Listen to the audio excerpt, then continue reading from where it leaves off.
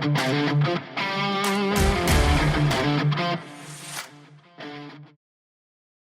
welcome to another episode of the Jonathan Project Podcast. Our purpose here is pretty simple. We're iron sharpening iron, and we're trying to help men navigate the complexities of the world around them to become the men that God wants them to be. And we take the example of David and his good friend Jonathan as our example for this podcast. If you want Jason and me to come out, speak to you at your church, your business, you have a men's event coming up, and you really have found a lot of blessings in this podcast, please reach out to us at thejonathanprojectpodcast at gmail.com. Again, thejonathanprojectpodcast at gmail.com.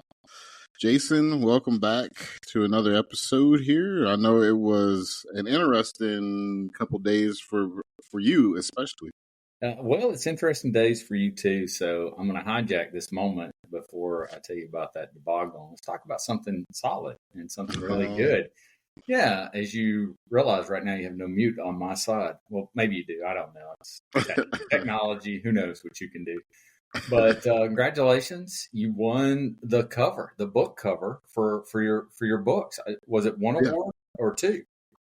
Well, so this is the because I voted on two covers. I know Jason's putting me on the spot here, which he always gives me a hard time for you folks. Listen, I am the worst self-proponent in the history of anybody doing anything. But yeah, so for all that didn't know, I've written a Christian book series that deals with the end times. It takes a look at a little bit of my experiences with supporting some people like Jason and just the military kind of take on it. It's a pretty fun read, I think. But the book series has won a couple of awards. I'm going to have to edit that out, right? For Redemptive Faith is one award.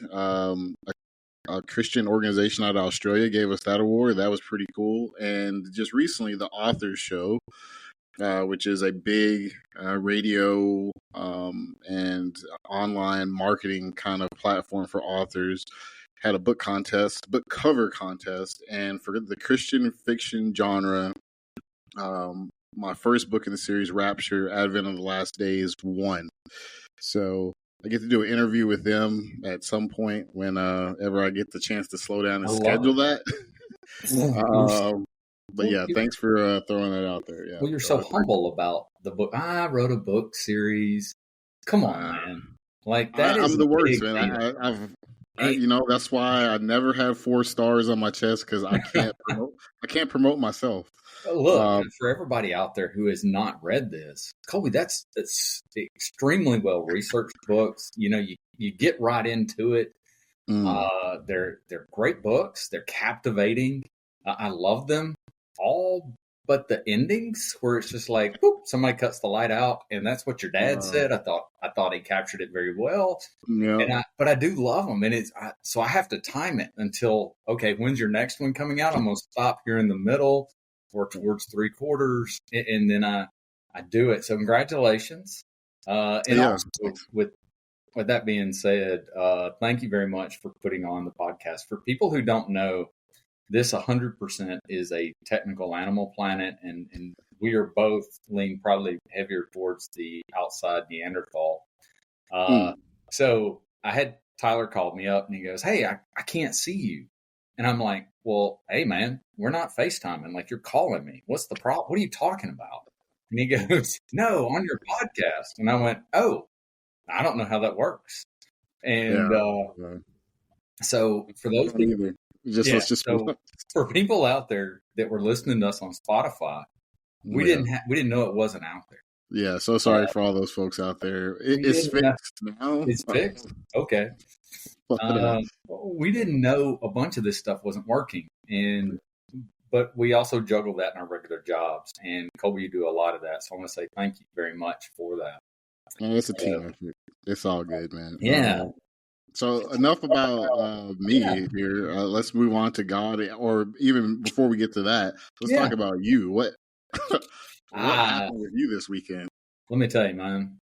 So, as everybody on this podcast and everybody knows me knows, I drive a truck. So I had drill. I went down there, and my truck decided instead of cranking to go click. And I figured that was the starter. So I'm going to go ahead and tell you right now, there are not a lot of videos on YouTube about how to change the starter on a Dodge 2500 diesel. And that's because there aren't that many successful people doing it. I may not be technologically inclined, but I'm absolutely mechanically inclined. From growing up and working on cars to get to where I had to go, and then working on them in parking lots to get back to where I live. That'll do it. That'll do it. Yeah, it'll do it. You practice every day. And so I worked on that. But at the same time, my wife goes, "Hey, we got a note from the water department that says we could have a leak." So I walk out to the meter, and it's like Bones Fork. I step in it, and my foot goes down, and I'm like, "Oh my gosh!" So I dig it out. And, you got to dig out a whole lot. But I turn the water on to see where the leak is. It was pretty evident to find. We dumped a lot of water into that yard. It'll be green for a while. But man. I got all that fixed probably about 10 o'clock last night. So for those listening, it is Monday evening instead of Sunday, where we do this in a nice, relaxed atmosphere. Yeah. So, man. It's all good, man. I tried to text you and like, hey, actually, Michaela was texting you. I was covered in red clay and grease. No, I felt bad for you, man. Like you were digging up half of Alabama in your front yard there. So I was like, well, you know what? It's not having, and we do this with each other, right? And this is kind of, the good thing with men. This is why you got to have Jonathans in your life. You got to have those people that can kind of say, hey, man, like let's take the old tactical pause, take a knee, because it's not good to come into something like this with a mind state where you're all stressed. Yeah. As we're doing this after work, right? Kind of funny. But yesterday was just not a good day for you, and I so it's all good, man. No, I appreciate it, especially if we're going to talk about hard conversations. And good segue there, yeah. We're going to have hard conversations. Men are going to have hard conversations. Believe it or not, it's our responsibility. It's not up to the school system to tell our kids about the birds and the bees or to have those types of hard conversations. It's not. Unless you, I don't know, man, cat litter boxes in public school bathrooms, you can figure all that stuff out. Whatever. It's weird, right? And then that is weird. Don't leave that up. Yeah, don't leave that up to the public school system or your kids' friends to teach them things that it's in your responsibility, right? As a father to do that. So hard conversations, man, Colby, I thought a lot about that, and what makes them hard? Yeah. And because basically it's how do you set the train back on the tracks, right? So what do you think about? Or I'm just going to ask you, why do you think it's hard? Why do you think hard conversations are hard? Right? I think it's always the dynamic of it's a relationship usually, right? And the fear that you're going to damage the relationship in some way, shape, or form. You're going to lose something that you had in that relationship. So I think that's what really makes it hard for people. Yeah. But really, we're challenged, and the Bible challenges, and we're going to get into this a little bit later in the show, at least I will, of calling each other to the carpet, if you would. And there's some really good examples of that. But it's out of again, kind of what we talked about last week. You have to have the right heart when you have a conversation with someone, a difficult conversation. Even in parenting, I think about that. Like I had a challenge with my son here recently with, completing the task, aka like, why would you turn in your homework when it's only halfway done? Like, yeah. Hey, so hard conversation, but it's to bring him back, right? Mm-hmm. Or if any of us that have had those kind of things, to bring us back into the right mindset, to the right place, and it was done out of love. Like, I love you. You need to kind of correct this azimuth that you're on, like halfway doing stuff. And let's complete the mission, right? But anywho, I think that's it, the relationship part. So I did some backwards thinking on this, and I got to a lot of the exact same toll booths you got to, because it's seldom about facts. The reason it's hard is it's about emotions, and those emotions are either internal or external. Internally, we may have obstacles that we have to overcome to address a problem. And I kind of asked, I'm like, well, why is it hard to talk to people about difficult conversations? And some of those were, some people just don't like people, right? Well, as a Christian, you don't really get that luxury. Yeah. You know what I mean? There's plenty of examples where, like Jesus with the woman in the well, right? Yeah. And some people are afraid. We talked about that. You said that, right? And it's difficult to talk to people. Well, I thought about the Bible, and it says, be strong and have courage, meaning you need to take an action. Like if I looked at you and you go, hey, how do I move that weight? And I go, you know what you need to do? You need to pick that weight up. That may not be easy. So it's going to take an effort. The next thing is also God tells us to love other people as we love ourselves. He was pretty clear on that. Like he didn't balk when they said, what's the 2 greatest commandments? He said, hey, love God with all your heart, love other people. He didn't, no caveats to that. Like a lot of times we have caveats, especially if I refer to our greatest fan, which is the lady I'm married to. I have to be very careful. There's a lot of caveats because she'll listen to this on Tuesday and there will be a review right afterwards. Right? But then I also said, okay, so if it's internal, it could be external problems. And, because the goal of any hard conversation is restoration, right? Yes. It should be. Be. If you have to discipline your kids, it's to get them back on the tracks, right? Yeah. So what does that look like? And you got to know what right looks like. And by right, I'm going to lean real heavy into, Scripture. Like, how does Scripture tell us to do that? So hopefully that's a segue into your research. No, it's you as we're sticking on kind of that initial thought of why are these conversations hard? It's because you have to speak truth, right? And we've talked about this so many times here on the podcast. In this day and age, you have so many places where people are trying to influence and trying to promote their sense of truth. When from a biblical standpoint, a truth is a person, it is Jesus Christ, and there's no variable, there's no bending, right? It is a constant, it is fixed. And so if we really love someone and care about them, and I think I've used this example in a previous episode where I said, if you saw your neighbor's house on fire and you didn't say something, what does that say more about you than what their house is on fire, right? And we know people, to use that analogy, we have family, we have friends, we have coworkers, our community, right? And people say, well, I can't make an impact. Well, you can. You have a sphere of influence right around you. And a lot of these people's lives are on fire, right? They are pursuing things that they really shouldn't be pursuing. But you have to, one, build that trust. Then you have to have a sense of love and that heart of trying to reconcile and then to speak the truth. Hey, drinking 5 bottles of Jack Daniels every day, which I think you could pull that off and still live. Great. Yeah. But that's an extreme example. But you should speak up and say something to someone, right? Yeah. Like, hey, man, like let's get you some help. It's not a judgment. It's just trying to help people. And I think that's the biggest thing is that love and compassion.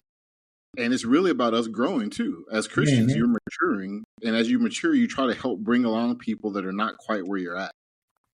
So anchoring what you're about to say, when you have those hard conversations, I think you got to anchor it back to truth. And I'm in the book of Daniel. I love the book of Daniel. You and I have talked about this as we, drive in the mornings and stuff.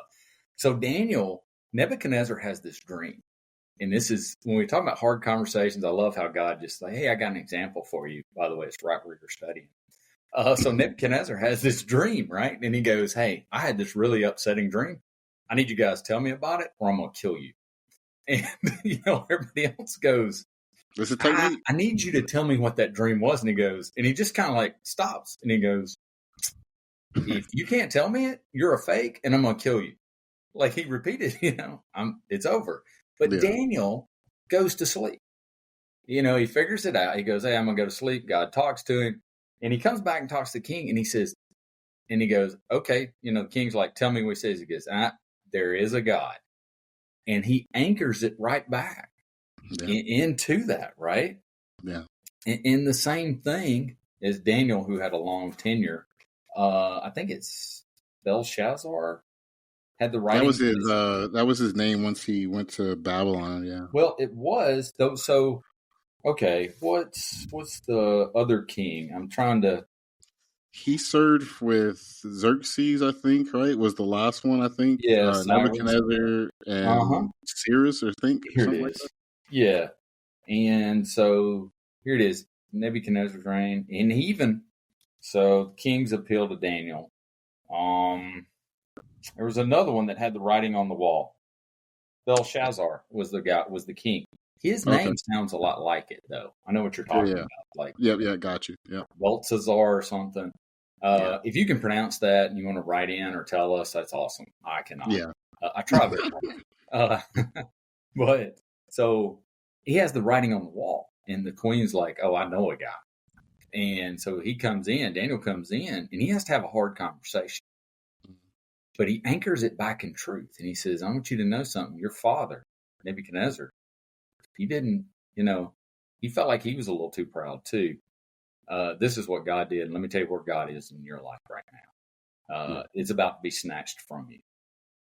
I think as we as Christians, as we as fathers, husbands, or even single moms out there and so forth, you're only... That'd be a good way to put it. Your authority in a situation has to rest and anchor on truth, and Scripture is the truth. Mm-hmm. But like you said, it's a loving way, which is tough. And if you, so I did a little research, Colby.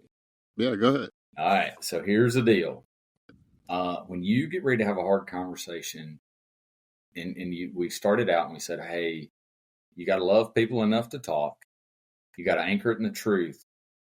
But before, because I know you've got a lot of things about how we do this, I understand this. You're competing, whatever's going on, you're competing with other people's stuff, right? And you better pray for that opening and that time. I did a little research here, and it talked about, that people attend 25 million meetings per week. I feel like I have 24 of those million myself. Yeah, I'm right there with you. Yeah. So we probably have that covered. But and then you also have people with emails and so many hours spent on email, like 28 hours per week spent on email. And then you look at 92% of people are multitasking at any given time in their life.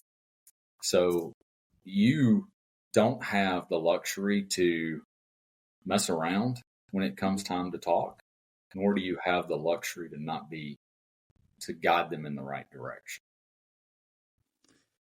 Yeah, I mean, again, it's really simple, and I'll pull up a couple examples, but one that popped out to me was Luke 9:46-50 with the disciples.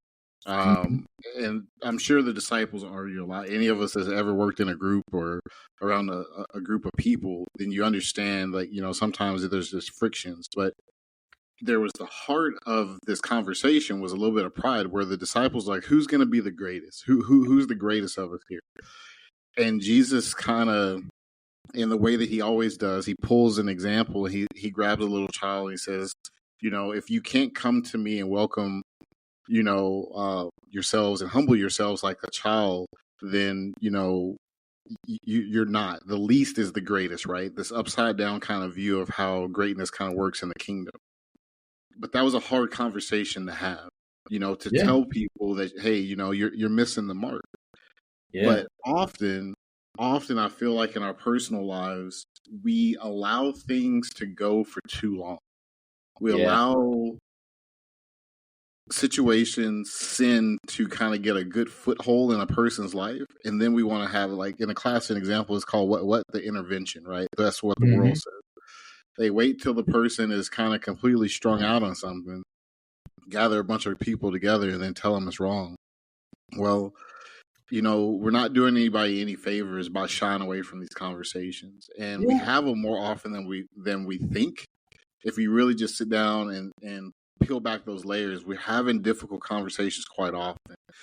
But if you prepare yourself, and we talked about this before, studying your word, spending time with God in prayer, then that discernment versus the judgment, right? What we talked about last week, you can kind of see with a person like, hey, man, like, I feel like something's going on. Let's talk about it. Let's get you some help. There's no judgment here. I just want to get you on the right track. But we can't shy away from it. We can't be too macho as guys, especially like, hey, man, I see you out here. You're married, but I see you doing some stuff that you shouldn't be doing, and I don't want to say nothing. Right? A lot of times so there's this psychological law almost, right? Which is odd to say with psychology. Physics got laws, like gravity is a law. But there's this one, and they sum it up real well in Facing Giants when he says, you like to judge everybody on their actions and you on your intentions. So just like a professor told me one time, and it was a great statement. I was talking to him about something, and he goes, well, people are really just doing the best they can all the time. I thought about that. And it was like the good Lord kind of laid it on my heart. It's right. Most people think they're doing right. Even if they know they're wrong, they believe their circumstances led them to that. Right? Yeah. And so how we deliver the heart of the message, I think, is really important. I love the story of the woman at the well. I also don't think you need to deliver, if you're going to set the train back on the tracks, it's not between two positives. You know what I mean? Like, I've heard like the sandwich thing. Yeah. I hate that. I almost prefer sometimes, and you got to know me. I'm like, hey, this is the standard. This isn't where you met the standard, but this is how you're going to get back on the standard. And that's, I think that's pretty ideal. But I also think, man, you gotta have a plan when you talk to people. You got to know the problem. You got to think about the cause of that problem, and then you got to give a possibility of hope. Yeah, and I think that last part's pretty key. A lot of times we just want to tell people, "Hey, man, you're messed up. Go figure it out," and that's wrong. They got to where they are. Yeah. So you got to help them. The woman at the well, though, talk about loving someone outside of the norm. She was a Samaritan. Yeah. The Samaritans stayed when the Assyrians, the brutal people, took everybody captive, right? Did you know that they would cross over the Jordan and go north? They wouldn't go through Samaria. They hated them. Yeah. Yeah. It was a big, racial kind of divide between those two groups, like ethnic kind of divide. Like they would go out of their way not to go to Samaria. But there's a couple other kind of good examples along those lines of difficult kind of conversations and not shying away with big impacts that I kind of want to highlight. One of my favorite people to study, if you ever listen to the podcast, and me and Jason talk about this person quite a bit, is King David. Yeah. Nathan confronting him. Oh, man. Now, David was known for a lot of things, and one of them was, as Jason would say, was tearing it out of the frame. He was a warrior. Yeah. No doubt. And so coming to him, after he's committed adultery with Bathsheba, and this is from 2 Samuel 12, 1-14, if you want to go back and read it, he kills Uriah to cover his tracks. Oh, man. And so Nathan approaches him, and he uses a story about a man who stole all this man had was a lamb, and a rich man steals it from him. Yeah. And David's, he's a righteous man. He's like, hey, who is it? I'm going to tear it out the frame. And then he tells him, bam, you did it. You're it. And thankfully, and this is why David has the title that none of us will ever hold, is the man after God's own heart, is he repentant. So it's a powerful story of having a conversation. You can't be afraid when the Lord is putting something before you. And I'm sure Nathan was a little terrified, rightfully so, but he did the right thing. The other one is Jesus and the rich young ruler. We covered this on a previous episode, Mark 10, 17-22. But here you see a man who, one, knew Jesus, knew the disciples, had heard the messages, and he was given an offer and he turned it down because he had an attachment to something that wasn't the best for him. And we probably know a lot of examples out there, like with men and women and the folks in our circles, where they're doing something and yeah, it's not necessarily bad. Having the wealth wasn't necessarily a problem, but it's the attachment and what is manifesting in you that is a problem, right? And so the young man left. And then lastly, Paul rebuking Peter, Galatians 2, 11, 14, where Paul had to confront Peter publicly for withdrawing from eating with the Gentile Christians because he got a little ashamed because of the Jewish believers telling him. And so he had to rebuke a prominent. Now, this is Peter. This is also the Peter that walked on the water. This is the Peter that cuts off ears. This is the Peter that curses. This is not an easy man to have probably conversations with. He's probably got he's now a church, right? And now he's a church leader, right? Yeah. So, but Paul, being Paul, he had boldness, and he says, "Hey, we're going to stick to the truth of the gospel. Jesus came for who? For everyone." Yeah. And you can't just, because your buddies over here don't like these people, you got to let that go, man. And I'm paraphrasing that conversation, but it wasn't an easy one. But we know conversations like that where you see people shine away from something because like, oh, well, I run in this social circle or I'm a part of this group. And it's like, well, that doesn't mean anything, man. Like, well, I think, and you hit a nail on the head. Now we read that letter. Right. But when you confront somebody with a problem and you're like, hey, I'm going to get this train back on the tracks, you got to do it privately. If you embarrass people in front of people, they have to respond. The old saying is if you pull somebody's man card, they got to respond. Yeah. So, you admonish in private and things like that. But I also think about a guy who didn't have a chance to do things in private, and that was Moses. If you don't think he had a hard conversation, that's you're out of your mind, right? Yeah. He said he didn't speak well, and he has to go before the Pharaoh and all these other things.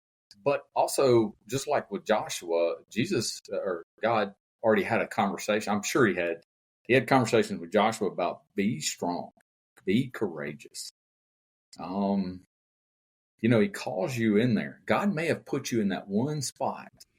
Ezra had the conversation. Not Ezra. The king, the female. Esther. Yeah. Esther. Yeah. Thanks. I appreciate it. Yeah. She had to run the risk of getting her head cut off. And Mordecai tells her, says, hey man, God put you here for a reason. Don't discount that. Yeah. You may be in somebody's life right now. You may be the only person that cares enough about them to share the gospel, to go, hey, I just want you to know the train's left the tracks. This is what you're doing. This is how we can correct it. Yeah, I love that. And that's the truth. Also, sometimes, man, how they settle that up's between them and God and their conscience, because that's really what we're here for. Right? Like, I'm bringing you to Jesus. You and Jesus are going to work out a whole lot of stuff. Yeah. And it's a great example of that, Jason. You're right. I think we too often want to feel like we have more power over eternal destinies than we do. And the church corporately, right? I don't think we boil it down to our job is just to be obedient. And I think about Jonah, right? Jonah did not want to go to Nineveh. He's like, I don't want to have this conversation. I hate them people. They can all just die. Yeah, right? Yeah. I'm mad. I want you to kill them all. I'm going to go the other way and get eaten by a fish. And I'm willing to just go against God because I don't like these people this much. But it's like you said, like once Jonah came to his senses, and it took a while, right? And a lot of extra supernatural kind of things, it really still didn't boil down to Jonah's message converting people. Now, the largest revival, one of the largest ever recorded in the Bible, came out of Jonah's messages. Yeah. But each individual there had to make a choice. Yep. Jonah's job was to be obedient. Our job is to be obedient. And if the Lord is putting on our hearts where we're at in the jobs, the clubs, wherever you find yourself in your society and in your community. That's where you have that impact, and the Lord has you for a reason and a purpose, and it might just be to win one soul, to have one hard conversation that changes someone's eternal destiny. So you have to step up and do it. Don't be self-righteous about it. God's righteous. Yeah. And that's the thing, right? A lot of times we get that, well, I'm just going to point my finger and I'm going to tell you how you're messing it up.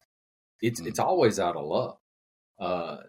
When you think about the confrontation of David and his sin, Nathan was a prophet.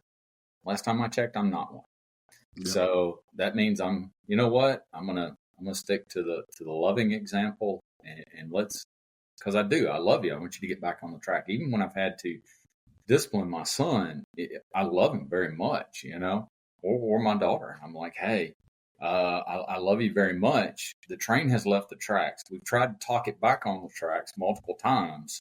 So let's just have a reboot and let's move forward. Yeah.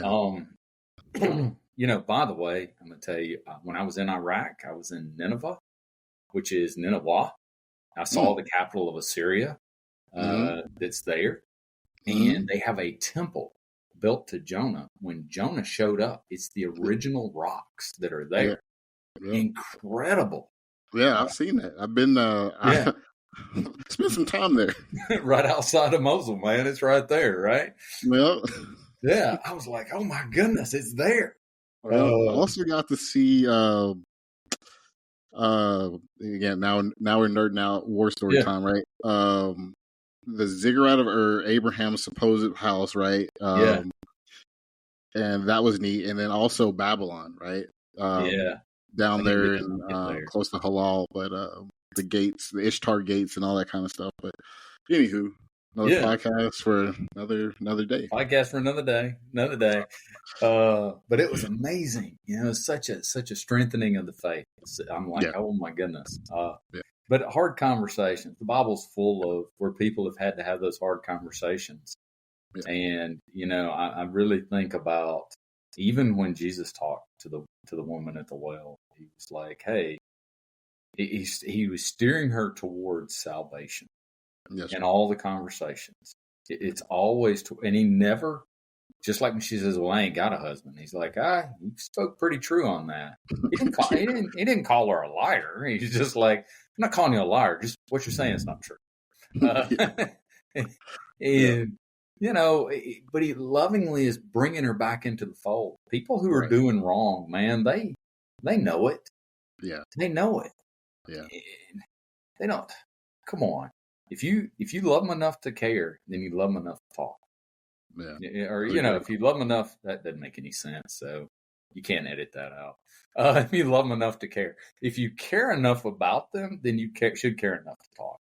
No, yeah, and I got you, and I think everybody did. But no, that's a good point to kind of put a bow on this episode. No, difficult conversations are just that. They're hard, but they're worth it. And I hope everyone kind of takes that away and explore some of those examples that we threw out today on the episode. Go back and encourage yourself, right? Hey, it can be done. And it usually leads to a really good impact if you follow through on that with love and with a little bit of understanding. So that's another episode of the Jonathan Project. So this episode will be out Tuesday tomorrow morning on Spotify. We have that fixed. So for all my Spotify fans, again, we apologize, but we have it up and running. Apple, iHeartRadio, you name it, you can find us. Again, if you want us to come out, speak to you at a men's event, church event, your business, whatever the case may be, please reach out to us at thejonathanprojectpodcast@gmail.com. Again, thejonathanprojectpodcast@gmail.com. Jason, always good to spend some time with you, talking about the Lord and just building up each other. And I hope there's no more breaks, mechanical issues. Oh, man. I do too. I hope nothing breaks tonight. I'd really like to get some rest. But I do love the podcast, and I do. And I go back to, I gotta say this before we cut off here and you close it out, but the iron sharpening iron, right? Yeah. Like, that's a tough conversation. That's not just Bible studies. Like, that's some iron sharpening iron. Like, that's some rubbing some iron together to, hey, man, but it's consistent and it's a lot. It takes a lot, right? And that's it. It's like washing with the water. So I got to throw that in there, especially considering Iron Sharpening Iron, the Jonathan Project. I appreciate it. All right, buddy. Talk to you again soon. All right. See you, brother.